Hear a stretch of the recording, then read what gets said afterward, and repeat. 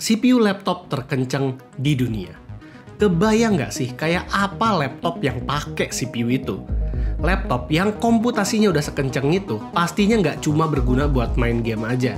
Bisa buat compile program, video editing, teknik sipil, 3D rendering, arsitektur, dan masih banyak lagi. Kebayang nggak kalau CPU paling kencang itu dikolaborasikan dengan brand gaming yang paling overkill? Inilah ROG Strix G16 2025.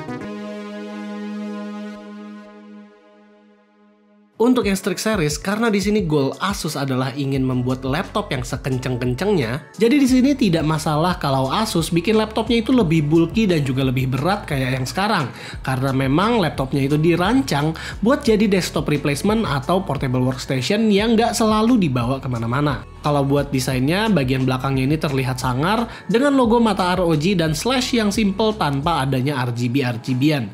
Dan tetap di bagian bawah keyboard itu selalu ada RGB strip yang bisa dimodif di Armoury Crate. Yang keren ada di bagian bawah di mana ROG Strix SKU yang ini punya logo 18, 15, 07 yang berarti urutan alfabet untuk R, O, dan G. Detail kecil yang kece nih. Buat hinge dari laptopnya sendiri, ini mudah buat dibuka pakai satu tangan, jelas karena bodi laptopnya juga tebel. Masuk ke layarnya, jadi monitor dari Strix G16 ini sudah beresolusi QHD dengan aspek rasio 16:10 dan refresh rate-nya itu sudah 240Hz dan color gambutnya itu udah oke banget juga. Sampai 100% DCI-P3 yang berarti buat filmmaker pun harusnya udah luas. Yang enaknya, panel dari Strix ini dia matte display, jadi tidak gampang reflektif di tempat yang terang. Layarnya juga punya banyak color profile di Armoury Crate, ada sRGB mode buat sosmed, dan DCI-P3 mode. Keyboardnya seperti biasa, layoutnya itu ROG banget, namun untuk sebuah laptop 16 inch di sini tidak ada numpadnya, tapi ya spacingnya jadi lebih luas. Layout keyboardnya itu oke, ngetik juga nyaman karena posisinya ada persis di tengah, dan gak lama lah buat kita untuk terbiasa makainya. Di beberapa tombol-tombol fungsional juga layoutnya asik, contohnya media button ada dedicated di bagian kanan, volume button dan mute mic juga ada dedicated buttonnya di atas. Tapi lucunya, fan profile di sini malah ada dua, dan satu sama lain itu berdekatan. Terkesan repetitif dan tombol privacy shutter malah nggak ada. Touchpadnya berukuran lumayan gede, namun nggak seluas Zephyrus G16 yang kemarin. Kalau kita buka website ROG Global tentang laptop ini, dia ada numpad yang harusnya embedded di touchpadnya ya. Sementara untuk unit yang masuk ke Indonesia malah nggak ada. Aneh juga.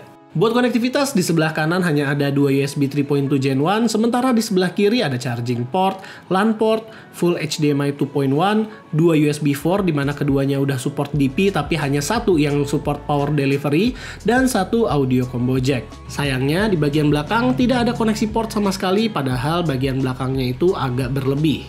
Masuk ke spesifikasi, laptop ini dipowered oleh prosesor flagship yaitu AMD Ryzen 9 9955HX 3D. Ini adalah sebuah prosesor yang pakai teknologi second gen 3D V-Cache dari AMD. Buat yang belum tahu, 3D V-Cache stacking itu adalah teknologi yang bisa menumpuk sebuah L3 cache di atas die prosesor.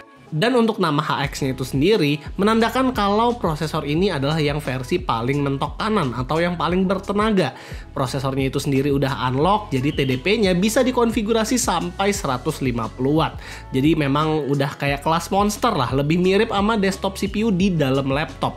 Hasilnya, ya kalian lihat aja, ini skor Cinebench mentok kanan sendiri dibanding sama prosesor flagship dari kubu biru yang keluar tahun ini. Prosesor gila ini berhasil menggeser AMD Ryzen 9 7945HX sebagai prosesor laptop terkencang yang pernah kita tes di studio kita. Buat VGA-nya, dia menggunakan RTX 5070 Ti yang TDP-nya di 140 watt. Ini berbeda sekitar 35 watt dibanding sama Zephyrus G16 series. Dan RAM 32GB DDR5 5600. Jujur buat laptop di harga hampir 50 juta, gua tadinya expect RAM-nya itu bakal sekitar 64 GB-an atau seenggaknya ya bandwidth-nya ada di sekitar 6400-an. Dan kalau storage yang keisi di sini adalah 1 TB NVMe Gen 4 X4 yang speednya udah lumayan kencang. Ditambah ada satu slot lagi M.2 yang bisa diisi. Masuk ke performa GPU-nya, skor 3D Mark dari laptop ini sama sekali nggak mengecewakan. Bener-bener skor yang bisa di-expect dari sebuah laptop ROG kelas atas. Di game AAA zaman sekarang pun, laptopnya itu bisa ngelibas beberapa game lancar dengan settingan mentok kanan. Walaupun beberapa harus ngaktifin frame generation sampai kali 4. Wuchang Fallen Feathers, dia bisa dapat sekitar 95 FPS. Wukong juga bisa dapat 78 FPS. Monster Hunter Wilds 109 FPS. Spider-Man 2 100 FPS, Cyberpunk 93 FPS dengan RT Ultra, Hogwarts Legacy juga di frame gen kali 2 masih bisa dapat 135 FPS, dan Wuthering Waves bisa dapat 193 FPS di frame gen kali 4. Ini membuktikan kalau frame gen Nvidia RTX 50 series kalau digabung dengan 3D cache-nya AMD itu bisa menghasilkan frame rate yang bener-bener gila-gilaan. Adobe Premiere Pro juga jalannya lancar jaya di sini, mau scrubbing video 4K kayak gimana pun nggak ada nge-lag, dan render time sebuah video 10 menit H265 itu hanya 3 menitan aja. Belum lagi saat di Blender, CUDA dan opticsnya juga berjalan dengan mulus dalam ngerender 3D object barbershop. Jadi kelihatan ya kalau ROG Strix G16 ini udah ngegambarin bahwa inilah performa mentok dari sebuah gaming laptop zaman sekarang atau tahun 2025 ini. Ya cocok buat profesional atau hardcore gamers yang mau mendapatkan ada improvement yang matters dari tahun sebelumnya. Kalau dilihat-lihat, kedua prosesor dan GPU-nya ini punya power usage yang besar banget dalam mengeluarkan performa yang kita lihat tadi. Jadi nggak heran kalau ROG juga ngasih coolingnya yang nggak main-main. ROG Strix G16 tahun ini menggunakan 3 fan dan 7 heat pipe beserta liquid metal buat cooling manajemennya.